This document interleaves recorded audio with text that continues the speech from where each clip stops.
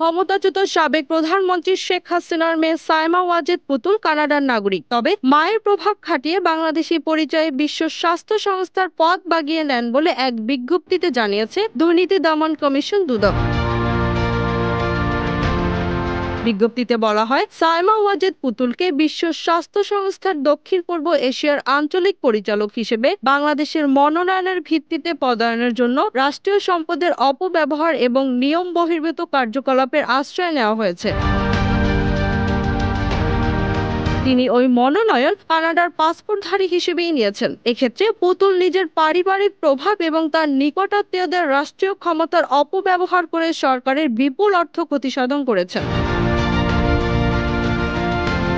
বিজ্ঞপ্তিতে আরো বলা হয়, দুদকের অনুসন্ধানে পুতুল দুর্নীতির আশ্রয় নিয়ে ঢাকার পূর্বাচল নতুন শহরের আবাসিক প্রকল্পে ডিপ্লোম্যাটিক জোনে 10 কাঠা প্লট বরাদ্দ নেন। এজন্য এরই মধ্যে তার বিরুদ্ধে মামলা হয়েছে। এছাড়া সূচনা ফাউন্ডেশনের নামে একটি প্রতিষ্ঠান খুলে বিভিন্ন সামাজিক ও ব্যবসায়িক প্রতিষ্ঠান থেকে পুতুল জোরপূর্বক উপঢৌকন আদায় ও অর্থ আত্মসাৎ করেছেন। স্বাস্থ্য ও পরিবার কল্যাণ মন্ত্রণালয়ের স্বাস্থ্য বিভাগের আওতায় অটিস্টিক সেলকে ব্যবহার করে ভুয়া প্রকল্প দেখিয়ে তিনি রাষ্ট্রের বিপুল অর্থ আত্মসাৎ করেন।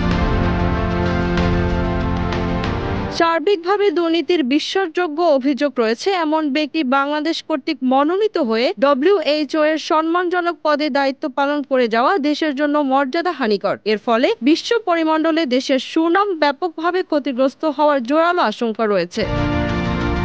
Z news, Dhaka.